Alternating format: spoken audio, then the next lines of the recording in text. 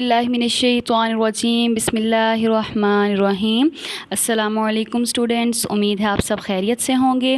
Students, مطالعہ قرآن حکیم حصہ چہارم ہم پڑھ رہے تھے۔ حصہ چہارم میں سورۃ لقمان کی ہم نے پریویس لیکچر میں تلاوت کی، آیات 1 سے لے کے 19 تک، پیج نمبر 158 سے 160 تک، اور ان آیات سے ریلیٹڈ جو وضاحت تھی وہ بھی آپ کو بتائی گئی، اور شارٹ کوسچنس تھے وہ بھی آپ کو بتائے گئے، اور ایک سرگرمی بھی آپ کو ہوم ورک میں دی گئی تھی۔ امید ہے آپ نے وہ اچھے سے سولو کر لی ہوگی اور کوسچن آنسر کو اچھے سے یاد کر لیا ہوگا۔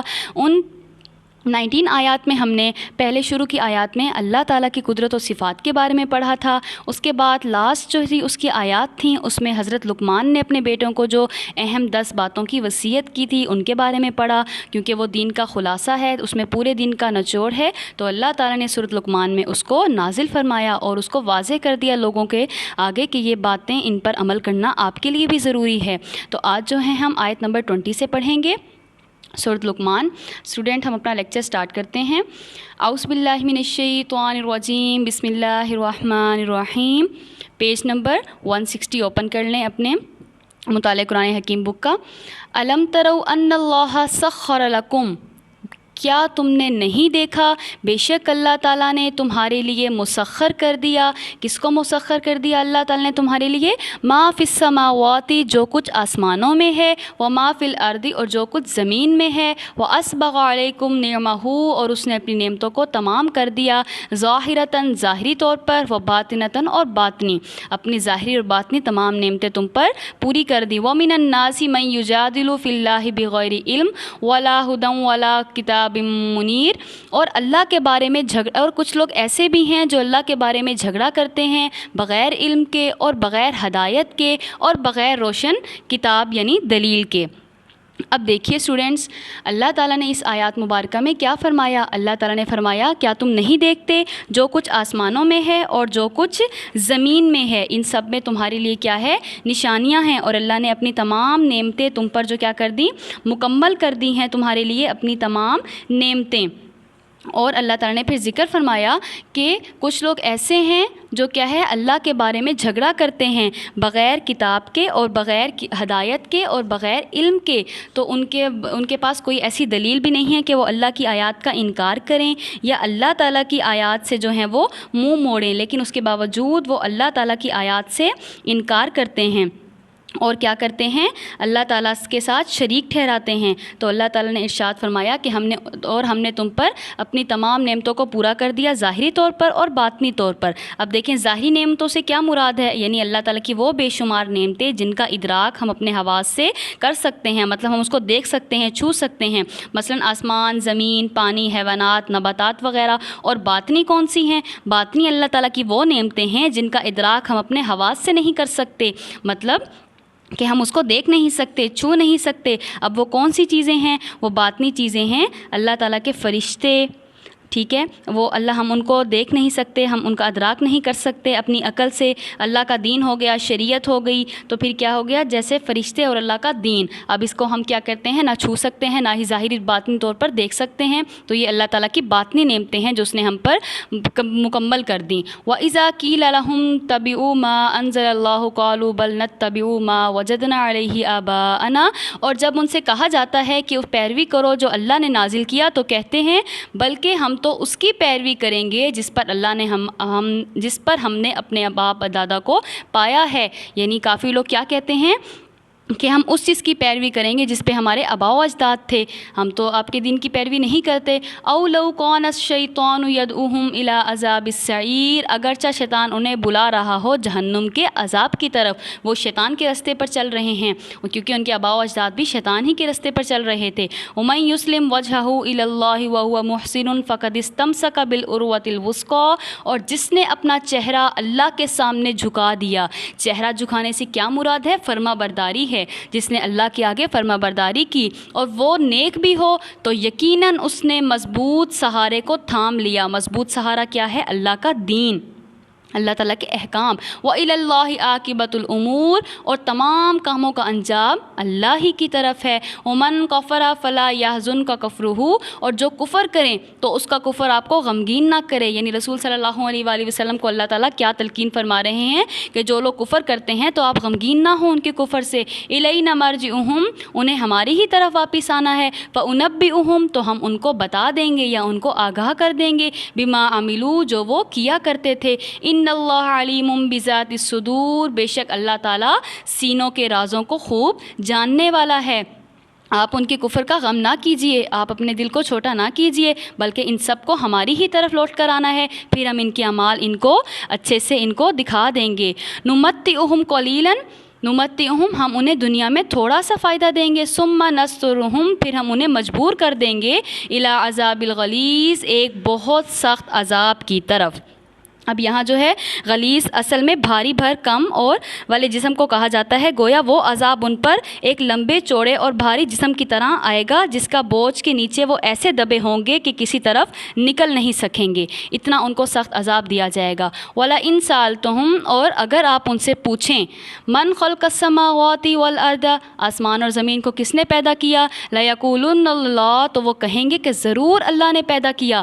قُلِ الْحَمْدُ لِلَّهِ، فرما دیجئے کہ تمام تعریفیں اللہ تعالیٰ کے لیے ہیں، بل اکثرہم لا یعلمون، لیکن اکثر ان میں سے لوگ نہیں جانتے۔ للہ ما فی السماوات و ما فی الارض، اللہ ہی کا ہے جو کچھ آسمانوں اور زمین میں ہے۔ ان اللہ هو الغنی الحمید، بے شک اللہ تعالیٰ بے نیاز اور بہت تعریفوں والا ہے۔ ولو ان ما فی الارض من شجرۃ اقلام والبحر، اور اگر زمین میں جتنے درخت ہیں سب قلم بن جائیں اور سمندر سیاہی بن جائے، یمدوہ من بعدہ سبعۃ ابحر، اور اس کے بعد 7 سمندر ہو جائیں۔ اللہ تعالیٰ کیا فرما رہے ہیں کہ اگر زمین میں جتنے بھی درخت ہیں سب قلم بن جائیں اور سمندر سیاہی جو ہے وہ سیاہی بن جائے، 7 کے 7 سمندر سارے سیاہی بن جائیں، ما نفدت، تو بھی ختم نہیں ہوں گی کلمات اللہ، اللہ کے کلمات۔ ان اللہ عزیز الحکیم، بے شک اللہ تعالیٰ بہت غالب حکمت والا ہے۔ یعنی زمین کے تمام درخت جمع ہو کے قلم بن جائیں اور تمام سمندر کا پانی جو ہے وہ سیاہی بن جائے، تب بھی اللہ تعالیٰ کے کلمات، اللہ کی تعریف ختم نہیں ہوگی۔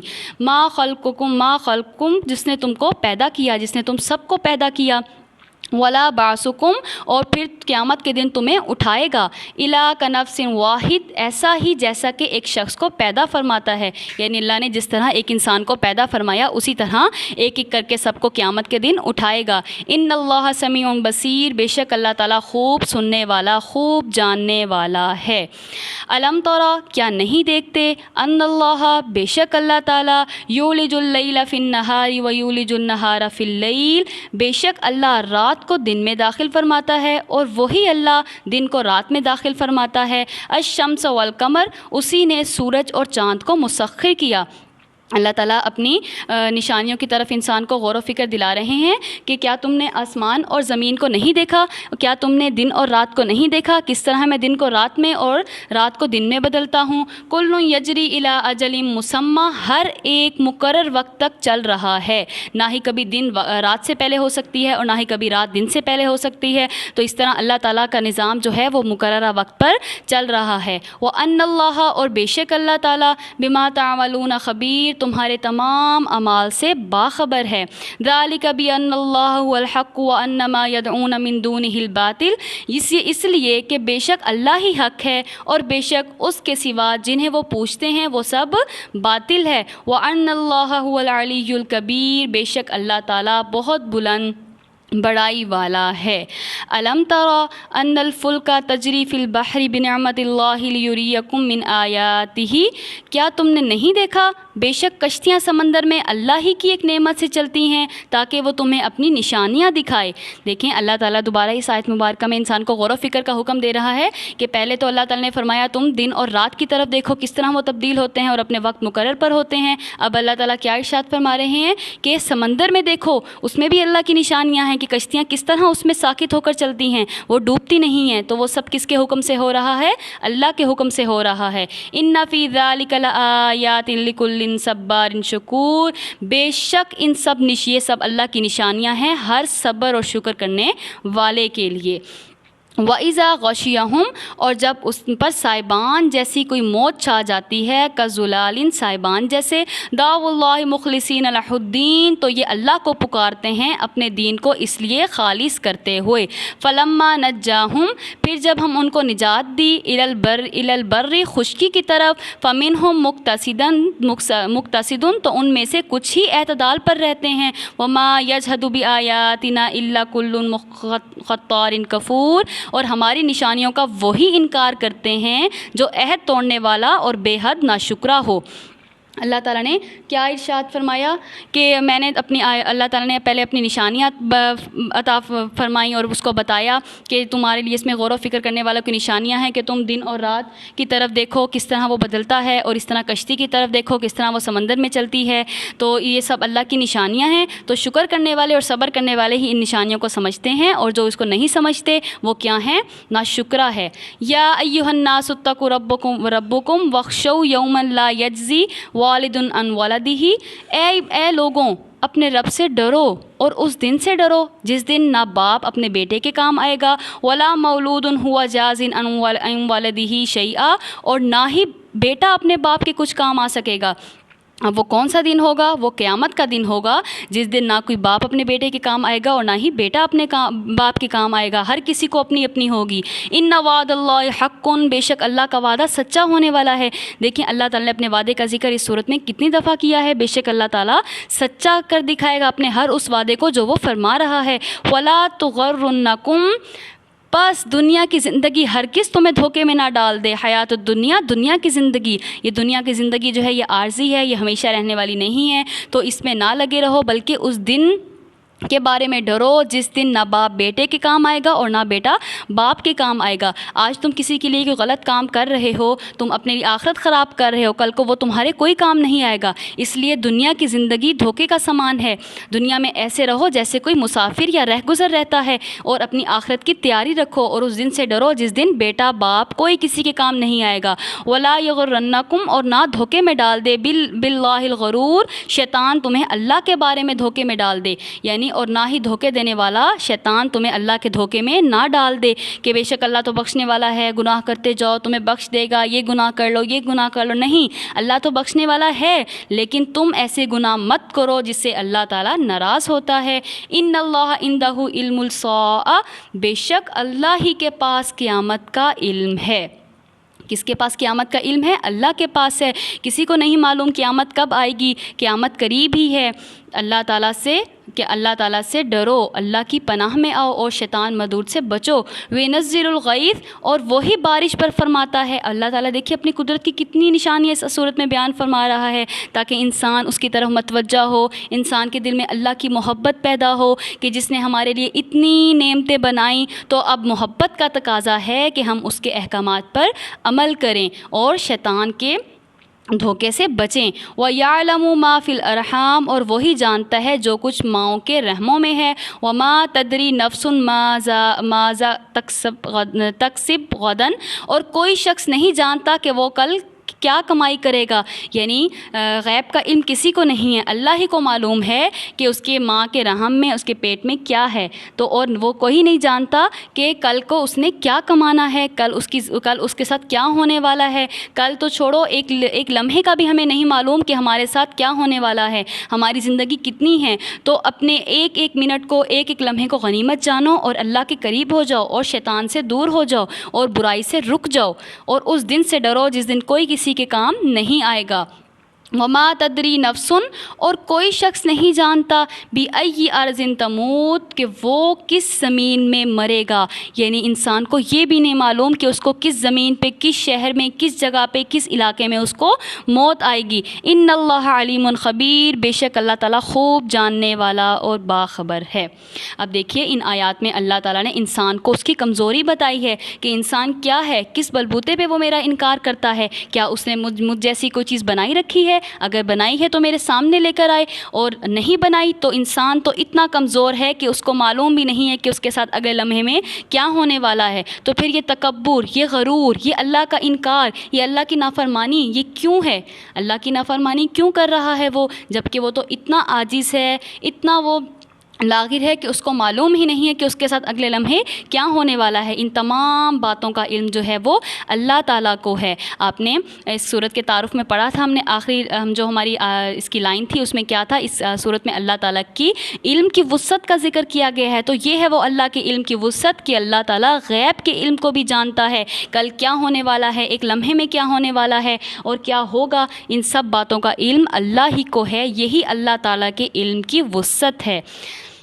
اسٹوڈنٹس الحمدللہ سورۃ لقمان ہماری اللہ کے فضل و کرم سے اس کا ترجمہ اور اس کی وضاحت کمپلیٹ ہو چکی۔ اب ان آیات سے ریلیٹڈ جو ہیں وہ جو ہے ایک شارٹ کوسچن ہے، اس کو آپ اچھے سے یاد کر لیں گے۔ شارٹ کوسچنس کیا ہے اسٹوڈنٹس، ہم پڑھتے ہیں۔ سورۃ لقمان کے آخری رکوع کی روشنی میں ان 5 چیزوں کا ذکر کریں جن کا علم اللہ کے ساتھ خاص ہے۔ وہ 5 چیزیں کون سی ہیں جن کا علم جو ہے وہ اللہ کے ساتھ خاص ہے، اس کے علاوہ کسی کو نہیں پتہ۔ وہ 5 چیزیں کون سی ہیں؟ نمبر 1 قیامت کب آئے گی، اس کا علم کسی کو بھی نہیں ہے۔ نمبر 2 بارش کب ہوگی، اس کا علم بھی اللہ ہی کو ہے۔ نمبر 3 رحم میں کیا ہے۔ نمبر 4 کل کون کیا کام کرے گا، اس کا علم بھی اللہ ہی کو ہے۔ انسان پلان تو بہت بناتا ہے، یہ کام کروں گا، یہ کام کروں گا، لیکن بعض اوقات ایسا ہوتا ہے کہ جیسا انسان سوچتا ہے ویسا بالکل نہیں ہوتا، بلکہ ویسا ہوتا ہے جیسے اللہ چاہتا ہے۔ کون کہاں وفات پائے گا، اس کے بارے میں بھی کسی انسان کو علم نہیں ہے، کس زمین پر کس وقت کس لمحے اس کو موت آ جائے، تو ان تمام باتوں کا بھی اللہ ہی کو علم ہے۔ اسٹوڈنٹس ان آیات سے ریلیٹڈ جو ہیں وہ جتنے علم و عمل کی باتیں ہیں وہ ہم پڑھ لیتے ہیں۔ علم و عمل کی باتیں کون سی ہوتی ہیں، مطلب اس جو ہے صورت ہم نے پڑھی الحمدللہ، تو اس صورت میں کیا علم کی باتیں تھیں، کیا جاننے والی ہمارے لیے باتیں تھیں، کتنا اس میں ہمارے لیے نالج تھا، اور عمل کرنے والی کون سی باتیں، ہمیں کن باتوں پر عمل کرنا چاہیے۔ تو میں آپ کو ایک دفعہ ٹیلی کروا دیتی ہوں۔ نمبر 1 حکمت و دانائی کا تقاضا یہ ہے کہ سب سے بڑے محسن اللہ کا شکر ادا کیا جائے، یعنی جس نے ہمیں اتنی تمام نعمتیں دی ہم اس کا شکر ادا کریں۔ نمبر 2 شرک سب سے بڑا ظلم ہے، ہمیں ہمیشہ ہر قسم کے شرک سے بچنا چاہیے۔ نمبر 3 اپنے والد دادا کی اندھی پیروی کی بجائے اس شخص کی پیروی کرنی چاہیے جو اللہ کی طرف رجوع کرنے والا ہو، یعنی جو ہے سیدھے راستے کی پیروی کرنی چاہیے۔ نمبر 4 انسان کا ہر عمل محفوظ ہے اور قیامت کے دن اس کا نتیجہ نکل کر رہے گا۔ کوئی انسان یہ نہیں کہہ سکتا کہ میں یہ گناہ کا کام کر رہا ہوں تو مجھے اس سے نجات مل جائے گی، ہرگز نہیں، بلکہ وہ اللہ کے پاس محفوظ ہے۔ نمبر 5 حکمت و دانائی کا تقاضا ہے کہ اللہ سے لو لگائی جائے، بھلائی کا حکم دیا جائے، برائی سے منع کیا جائے، اور جو مصائب آئیں ان پر صبر سے کام لیا جائے۔ دیکھیے حضرت لقمان نے اپنے بیٹے کو وصیت کی تھی کہ اگر تم پر کوئی ناگوار واقعہ پیش آ جائے تو اس پر کیا کرنا، صبر کرنا۔ نمبر 6 ہمیں عاجزی انکساری اختیار کرنی چاہیے، کیونکہ تکبر کرنے اور شیخی بگاڑنے سے اللہ نے منع فرمایا ہے۔ نمبر 7 ہمیں اپنی زندگی کے تمام معاملات میں میانہ روی اختیار کرنی چاہیے، صبر سے کام لینا چاہیے اور میانہ روی اختیار کرنی چاہیے۔ نمبر 8 اگر دنیا کے تمام درخت قلم بن جائیں، 7 سمندر سیاہی بن جائیں اور اللہ کے کلمات لکھے جائیں تو یہ سب ختم ہو جائیں گے، لیکن اللہ کے کلمات ختم نہیں ہوں گے۔ نمبر 9 قیامت کے دن نفسا نفسی کا عالم ہوگا، ہر شخص خود ہی اپنے گناہوں کا بوجھ اٹھائے گا، کوئی اور یہ بوجھ نہیں اٹھانے کو تیار نہیں ہوگا۔ ہمیں اس دن کی ہولناکی سے بچنے کے لیے تیاری کرنی چاہیے۔ تیاری کیسے کرنی چاہیے؟ نیک اعمال کرنے چاہیے اور گناہوں سے بچنا چاہیے۔ نمبر 10 دنیا کی کامیابی اور ناکامی ایک دھوکہ ہے، اصل کامیابی آخرت میں کامیاب ہونا ہے۔ یعنی اگر دنیا میں ہم جھوٹ بول کر، کسی کی حق تلفی کر کر، کسی کا حق لے کر، ناجائز کام کر کر کامیابی حاصل کر رہے ہیں، لیکن وہ کامیابی صرف دنیاوی ہے، ہمیں اس کا آخرت میں اس کا کوئی حصہ نہیں ہوگا، بلکہ ہمارے اوپر گناہوں کا بوجھ ہوگا، اور اس دن کوئی باپ کوئی بیٹا جس کے لیے ہم نے دنیا میں یہ کام کیے ہمارے کوئی کام نہیں آئے گا۔ اللہ تعالی ہمیں ان سب باتوں کو سمجھنے اور اس پر عمل کرنے کی توفیق عطا فرمائے، آمین۔ اسٹوڈنٹ ان آیات سے ریلیٹڈ جو ہیں وہ 5 جو ہیں MCQs ہیں۔ آپ لوگ کو یہ صورت اچھے سے پڑھائی گئی، امید ہے کہ آپ کو اس کی سمجھ بھی آ گئی ہوگی اور اس پر عمل کرنے کی بھی ضرور کوشش کریں گے۔ ان آیات سے ریلیٹڈ جو ہیں MCQs ہیں، میں آپ کو ایک دفعہ ٹیلی کروا دیتی ہوں۔ آپ لوگ اس کو جو کریکٹ آنسر ہوگا اپنی بک میں مارک کر لیں گے پیج نمبر 166 پہ۔ نمبر 1 سورۃ لقمان کے دوسرے رکوع کی روشنی میں جواب دیں کہ اللہ تعالیٰ نے اپنے حق کے بعد کس حق کا بیان فرمایا ہے۔ نمبر 1 اساتذہ کا، نمبر 2 پڑوسیوں کا، نمبر 3 والدین کا۔ آپ نے صورت پڑھی، آپ کو یاد ہوگا اس کا کون سا کریکٹ آنسر تھا۔ نمبر 2 والدین اگر گناہ یا شرک کرنے کا حکم دے تو ہمیں کیا کرنا چاہیے؟ ان کی بات مان لینی چاہیے، ان کی خدمت نہیں کرنی چاہیے، یا ان کی بات نہیں ماننی چاہیے؟ ان کی بات مان لینی چاہیے یا نہیں ماننی چاہیے؟ ان میں سے کون سا کریکٹ آنسر ہے، آپ اس کو مارک کر لیں گے۔ نمبر 3 حضرت لقمان نے کس چیز کے بارے میں فرمایا کہ یہ ہمت کے کاموں میں میں سے ہے. آپ لوگوں نے اس کا ترجمہ پڑھا, آپ کو وضاحت بھی بتائی گئی تھی. آپ کو یاد ہوگا اس کا کون سا کریکٹ آنسر تھا. نمبر 1 وقت پر نماز پڑھنے کے بارے میں کہا تھا انہوں نے, یا پھر نمبر 2 مصیبتوں پہ صبر کرنے کے بارے میں انہوں نے کہا تھا, یا پھر نمبر 3 والدین کی خدمت کرنے کے بارے میں کہا تھا. ان میں سے جو کریکٹ آنسر ہے اس کو مارک کر لیں. نمبر 4 سورۃ لقمان کے دوسرے رکوع کی روشنی میں جواب دیجئے کہ گدھے کی آواز سب سے بری آواز کیوں ہے. کیوں گدھے کی آواز کو سب سے بری آواز کہا گیا ہے؟ کافی دیر تک آواز نکالنے کی وجہ سے, نمبر 2 بار بار بولنے کی وجہ سے, یا نمبر 3 اونچی آواز نکالنے کی وجہ سے. ان میں سے جو کریکٹ آنسر ہے اس کو مارک کر لیں. نمبر 5 انسان کے کون سے اعمال محفوظ ہیں جن کا نتیجہ قیامت کے دن نکلے گا. کون سے ایسے اعمال ہیں؟ تمام بڑے بڑے اعمال, یعنی صرف بڑے بڑے اعمال محفوظ ہیں, یا ہر چھوٹا بڑا محفوظ ہیں, یا وہ اعمال جو انسان نے جان بوجھ کر کیے. یعنی ایک تو ہو گیا اس نے جان بوجھ کر کیے یا بھولے سے ہو گئے وہ اعمال, یا پھر ہر چھوٹا بڑا, یا پھر تمام بڑے. ان میں سے جو کریکٹ آنسر ہے اس کو مارک کر لیں. الحمدللہ اسٹوڈنٹس, سورۃ لقمان ہماری وضاحت, ترجمے اور شارٹ کوسچنز, علم و عمل کی باتیں اور MCQs کے ساتھ ہماری اللہ کے فضل و کرم سے مکمل ہو چکی ہے. اللہ تعالی ہمیں اس سورت کو صحیح معنوں میں سمجھنے, اس پر عمل کرنے کی توفیق عطا فرمائے, اور جو کوئی آیات کی تلاوت کے دوران جو ہم سے کوئی جان بوجھ کر یا بھول چک سے کوئی غلطیاں ہو گئی ہوں, اللہ تعالی ہمیں اس کو معاف فرمائے. اوکے اسٹوڈنٹس, اپنا خیال رکھیے گا. فی امان اللہ. اللہ حافظ.